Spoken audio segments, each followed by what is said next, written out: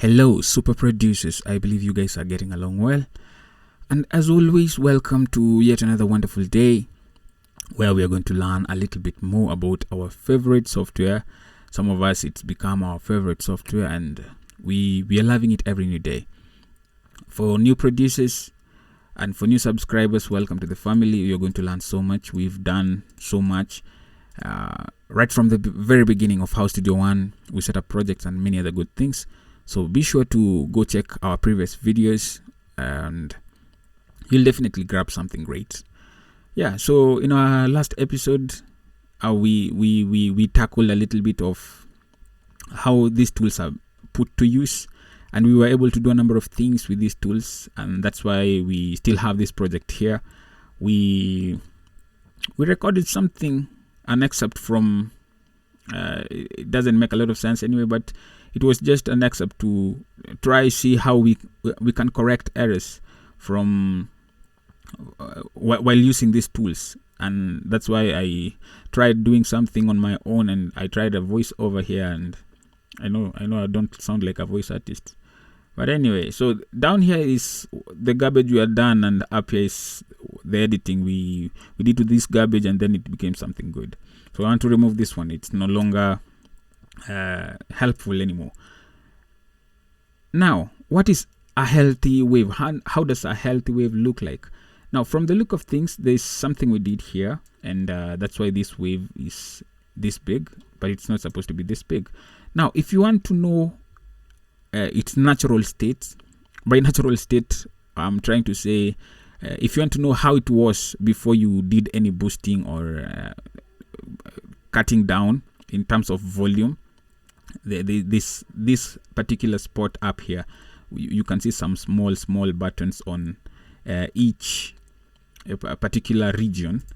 If you want to know how it was before, you click while holding control.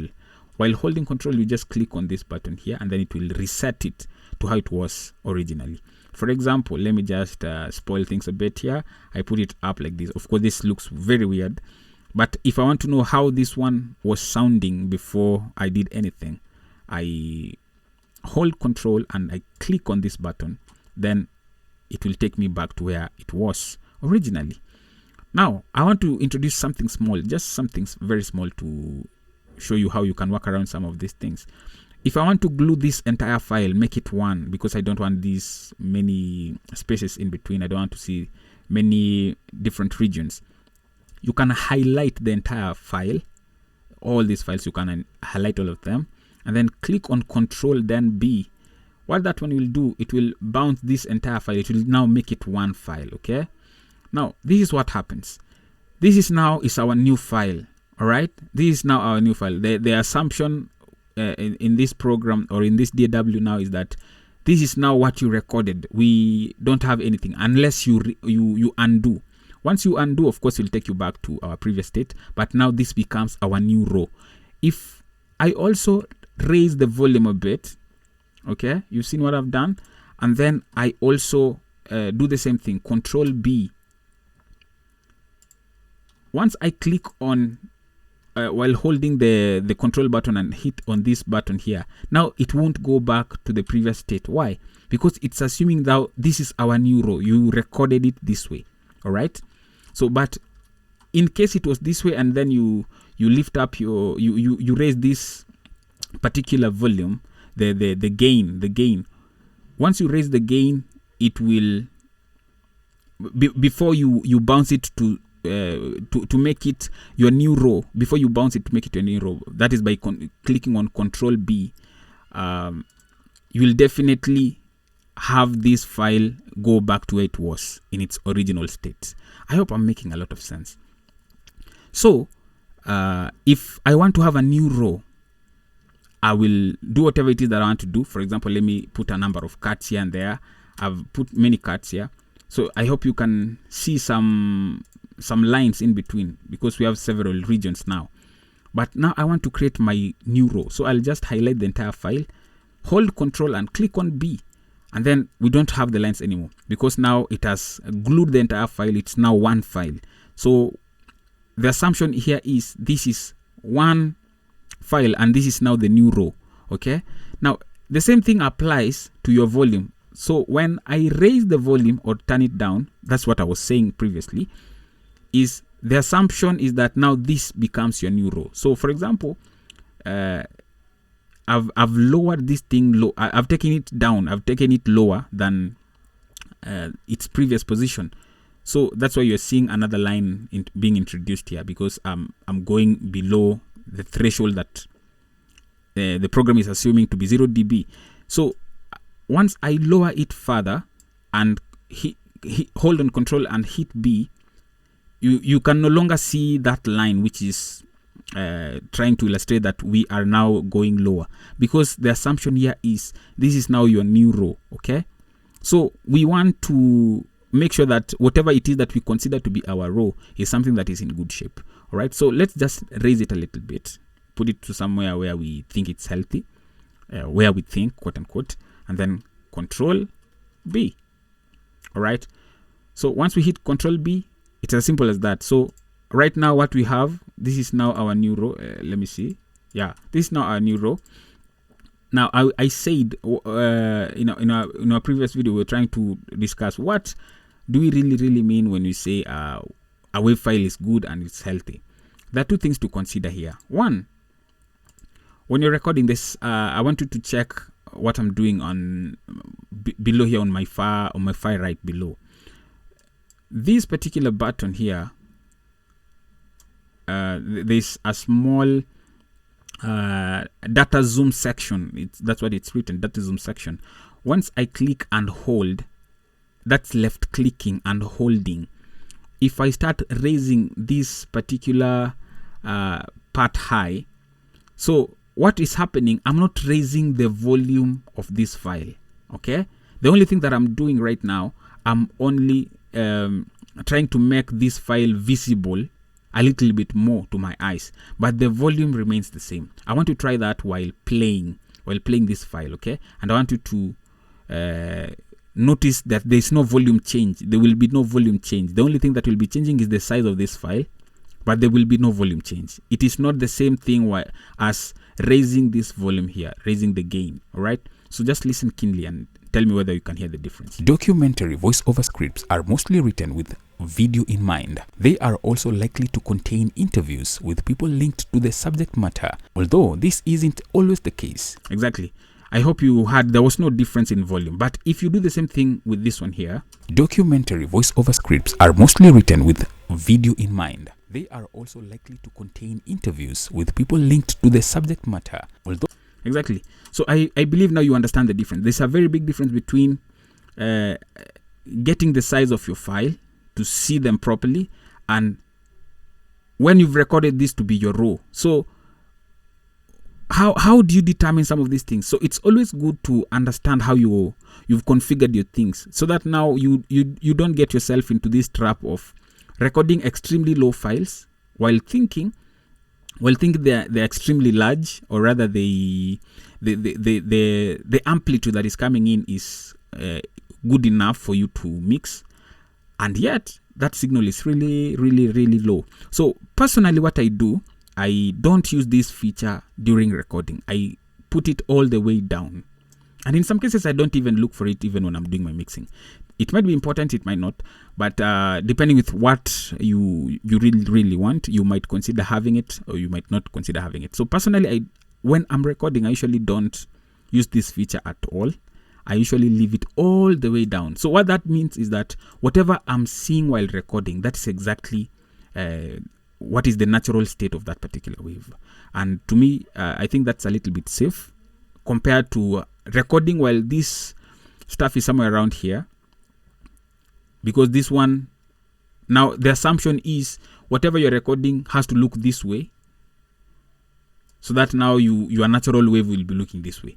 You see, now it's really hard to decide, to make such a decision when you're recording, because the reality of the matter is that you really can't understand how you're going to do this, and yet your setting is whatever you're seeing with your eyes is this one. It's really hard for you to understand whether you're doing the correct thing or the wrong thing. So I prefer leaving it all the way down. So that's what I usually do when I'm recording myself. And then when I'm mixing and I think the wave is too small, then that's when I can probably come here, do a few things if need be. If there's no need for that, well and good. It doesn't mean that you should not use. I believe you must have watched some tutorials online, especially for Pro Tools users, and when you look at their waves, some of these waves look very scary, and you don't even understand how did someone record this kind of a wave. In most cases, this is one of the features that people usually use to make things look the way they look when they're sharing some of the information. So don't get scared. Don't think that's how they recorded. That's not really the case. This is usually done maybe when people, or mostly not maybe, mostly when people are doing their mixing and mastering. Yes, so that they can have a good representation of how the file looks like. Right? So let's get back to the audio file. So this audio file, we've been able to record a very good file, but there are things that we are going to correct while doing the processing. That's when we try to look for which compressor works well and how and what exactly are we looking for. So let me just raise this file a little bit high, not to hit the walls, but so that you can see some things clearly. You can automatically get to see that some of these peaks here are almost hitting the walls. All right. So we need to even out. We need to even out this. So when you're recording, these are some of the things you kind of need to avoid. That's why when your singer is in the booth or when they're standing on the microphone, some of the factors to consider are their S's, their P's, all these factors. These are very important things to put in mind, because these are some of the things that usually give rise to some of these things. I'm so sure these are plosives or the hash elements of this particular, in that particular script that I was using. These are some of the areas where we had some plosives, the P's and the hash tones. Yeah. So let's listen to this area, for example. What does it have? Radio or audiobook. Okay, this one is not a plosive per se, but maybe it's rambling. It's a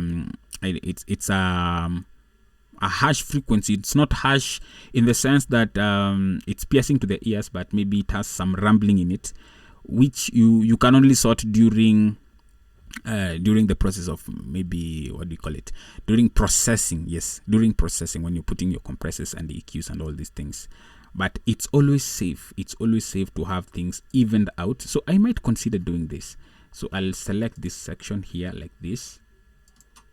Click on it and lower this part. Lower this part a bit, just like this. All right.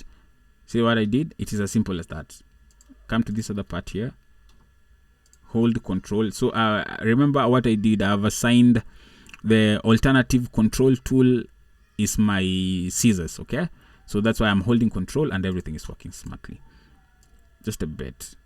You again don't do it so much so that it doesn't sound very dramatic. So you basically go through your file, do that. It is always safe to do that before you start doing a lot of processing, and things are going to be evened out properly. Okay, as simple as that. So my work looks clean, but altogether I didn't have a very dramatic recording. I was quite balanced in some way. So that's why I was able to achieve that.